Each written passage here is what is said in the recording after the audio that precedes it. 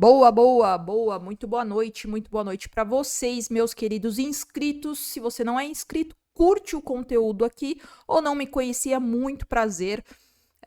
Se inscreve no canal, tá, gente? Muito importante, tá? Sua inscrição, junto com a sua inscrição, o seu like, logo no começo do vídeo, porque o seu like é um indicativo que você tem gostado do que eu tenho produzido aqui e também ajuda o YouTube a notificar e a entregar de uma forma mais fácil esse conteúdo aqui para mais e mais palmeirenses e admiradores do futebol no geral. Vamos para o nosso pós-jogo aqui de São Paulo e Palmeiras no Morumbis, hoje às 8 da noite, jogo da segunda-feira, único jogo exclusivo. Palmeiras entrou, né, gente, num 4-2-3-1 de início, logo quando eu recebi a escalação que eu vi lá no perfil do Palmeiras. Eu gostei sim da escalação, apesar de ter iniciado, né, o jogo com o Veiga, inclusive onde o Abel falou que o Veiga tá muito cansado, tá num desgaste físico muito alto e tudo mais, e também do Luiz Guilherme ter deixado uma impressão muito boa, jogando pelo meio, infiltrando-se, projetando no meio da zaga e fazendo esse jogo por dentro mesmo, né, não aberto pela direita.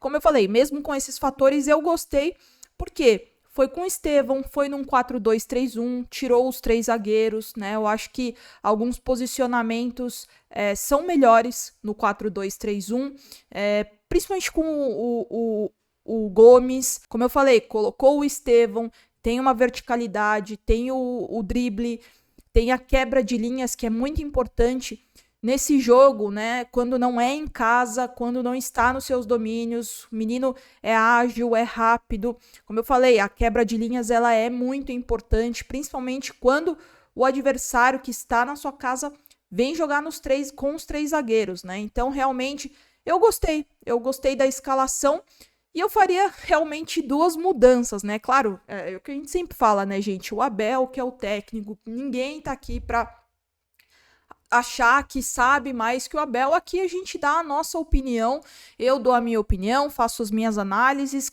com coerência, com respeito sempre. Deixa aqui nos comentários que eu quero saber qual é a escalação que você faria. Eu de cara faria 2 mudanças, eu colocaria o Luiz Guilherme no lugar do Veiga, até para poupar esse fator físico dele, que inclusive já foi motivo de fala do Abel numa coletiva de imprensa, e também eu colocaria o Mike no lugar do Marcos Rocha.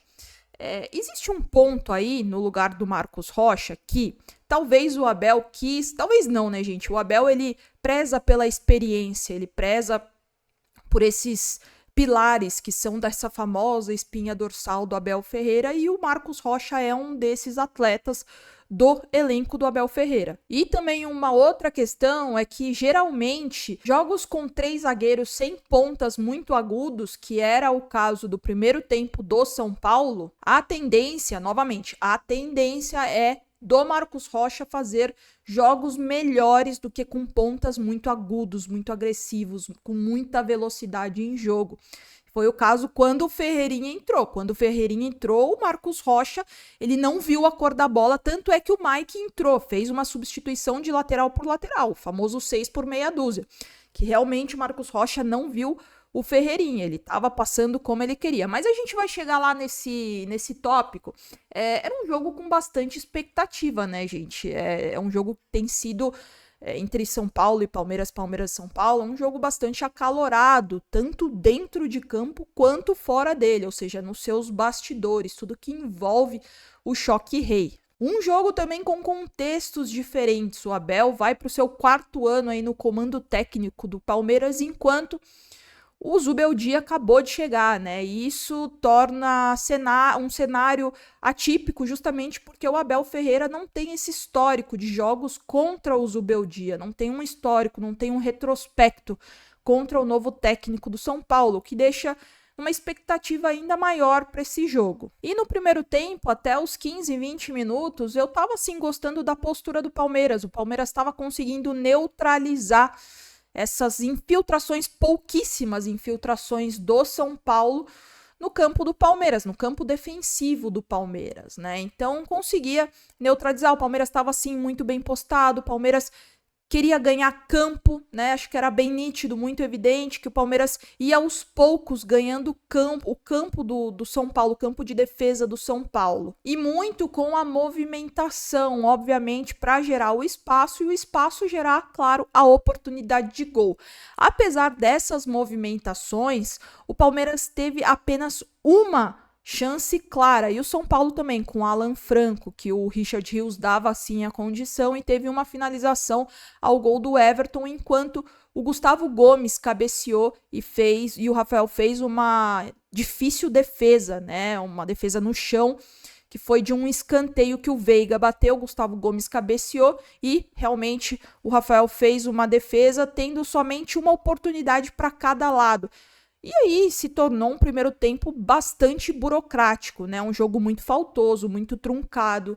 Então realmente ficou aquele jogo mais preso, mais fechado, embora as duas equipes bastante compactadas, bem postadas. Evidências que ficaram muito marcadas para mim no primeiro tempo é que faltou muita velocidade, sobretudo uma velocidade com aproximação, e muito pelo meio de campo e também aliando as beiradas do campo, dos setores tanto direito quanto esquerdo. E essa falta de aproximação que aconteceu, acho que até nos dois tempos, né, gente? Acho que a gente pode destacar isso.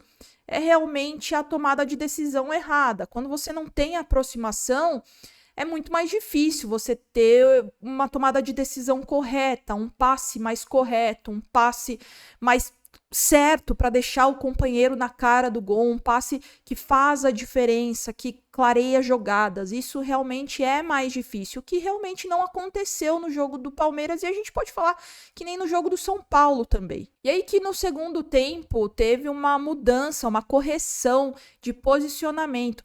O Flaco Lopes, ele começou a voltar um pouquinho mais para, primeiro, ou ele pegar essa bola, carregar e conduzir e achar alguém numa oportunidade melhor e assim criar uma chance de gol, ou tentar literalmente uma arrancada barra, uma condução de bola e aí sim já se fazer presente na área. Ele alternava nessas duas recomposições, né? Então ele recuava para fazer uma dessas opções, mas isso durou muito pouco, porque logo nos 10 minutos, um pouquinho antes até, né, acho que 8 minutos, ele foi substituído. E aí até os 10 minutos do segundo tempo, eu achei que o Palmeiras teve uma ascensão no jogo, inclusive foi melhor do que o São Paulo. O Palmeiras teve sim mais volume de jogo, imprimiu mais velocidade, aproximação e passes mais corretos, que eu falei lá atrás um pouquinho.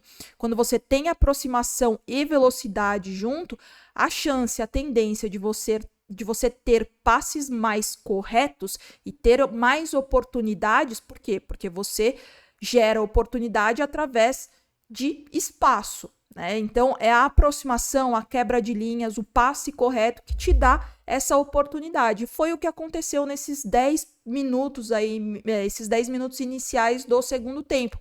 Tanto é que o Lázaro, ele quase abriu o placar para o Palmeiras e foi mais um gol perdido, na minha visão, do que mérito do Alisson. O Alisson teve sim bastante mérito de tirar essa bola que estava praticamente entrando no gol, mas se o Lázaro tivesse finalizado de uma forma melhor, ou para o alto, ou tirado inclusive do Alisson, que não é um goleiro, ou seja, não tem fundamentos, não tem habilidades de goleiro e principalmente não tem as mãos, ele teria sim feito o gol, que na verdade fez falta, né, gente? São 2 pontos que a gente deixa aí pelo caminho. Já é o terceiro jogo que o Palmeiras não ganha, sobretudo não marca gol, né? Foi 1-0 para o Internacional, 0-0 contra o Flamengo e agora mais um 0-0 lá no Morumbi contra o São Paulo. São pontos que ficam pelo caminho que podem sim fazer bastante diferença lá no final do campeonato. E aí começaram as substituições, né? Como eu falei, o Lopes saiu para a entrada do Lázaro, o Endrick saiu, o Estevão saiu, o Rony entrou, o Luiz Guilherme entrou também e vieram mais substituições, né? Aos 21 minutos do segundo tempo, o Calleri teve uma chance, né? Ele quis dar de letra na bola e a bola bateu na trave, que também foi uma transição rápida de lado, né? E isso tem se destacado nos times do Zubeldia, né? Pelo pouco que eu vi da LDU, principalmente no ano passado, O Zubeldia, ele aposta muito nessa transição ofensiva, ou seja, nessa pressão pós-perda, né, que é basicamente a transição ofensiva, pelo lado de campo. E foi realmente o que aconteceu. E quase o Caleri faz o gol, essa bola bateu na trave. Menos mal que foi um quase, né? Poderia ter sido bem pior. E pra gente fechar a nossa análise aqui, algo que eu queria compartilhar com vocês, que foi a minha visão. Apesar do ataque do Palmeiras não ter sido tão efetivo, tão eficaz, não ter funcionado tão bem, para mim, a principal deficiência de hoje do Palmeiras foi sim o meio de campo. Não existia conexão entre o meio de campo e o ataque. Eu não tô falando só do Veiga, não. Hoje eu acho que o Richard Rios não fez um bom jogo. Eu acho que ele se posicionou mal em algumas decisões. Outras decisões eu achei que não foram assertivas e também muitos passes errados. Então o Palmeiras dependia muito de um cara só. Ou do Veiga, que está com um fator físico bastante abaixo, ou do Aníbal Moreno, que mais uma vez comeu a bola e foi muito bem. Para mim, foi inclusive o melhor em campo. Aliando a isso que eu falei, dessa falta de conexão do meio de campo para o ataque, a substituição do Estevão eu questiono. Primeiro porque, como eu falei lá no comecinho do vídeo, o próprio Abel Ferreira falou publicamente que o Veiga tá muito cansado. Isso é muito visível em campo. Realmente o Veiga, ele tem dado muitos indícios que está sim cansado, como pecando em fundamentos, em passes, em algumas decisões completamente equivocadas. Então, eu acho que a substituição mais coerente para que o jogo pedia seria o Luiz Guilherme no lugar do Veiga. Tanto é que quando o Luiz Guilherme entrou no lugar do Estevão, que pelo menos na minha visão estava muito bem, ele teve um problema lá no joelho no primeiro tempo, mas a gente viu que zerou, ele ficou bem depois, ele pediu até para não ser substituído. Saberemos agora se realmente ele teve algo mais grave, eu espero que não e acredito que não.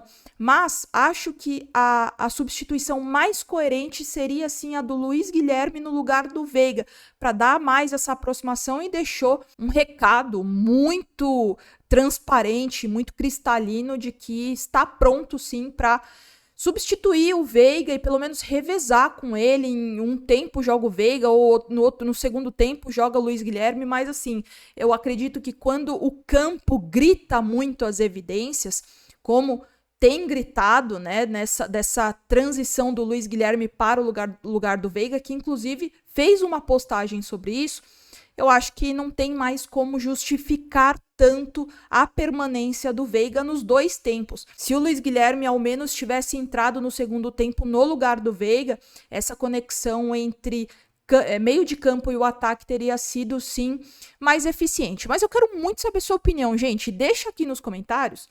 É muito importante, tá? A sua opinião, pra gente trocar ideia, pra eu conhecer um pouco mais vocês, conhecer mais o meu público. Tem chegado muita gente nesses últimos dias, eu tô muito, muito, muito feliz, muito realizada por isso. É sinal que vocês têm gostado do que eu tenho produzido aqui pra vocês.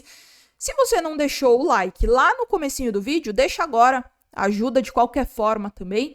E se inscreve se você curtiu o conteúdo, se você gosta do canal, se inscreve, que é muito importante pra gente que produz conteúdo aqui na plataforma, aqui no YouTube. Combinado, gente? Volto amanhã, muitos e muitos beijos, ó. E avante palestra sempre com a mentalidade de que um empate é sempre melhor do que uma derrota, gente, principalmente fora de casa. Combinado? Alguns ajustes precisam sim ser feitos, mas um empate é melhor que uma derrota.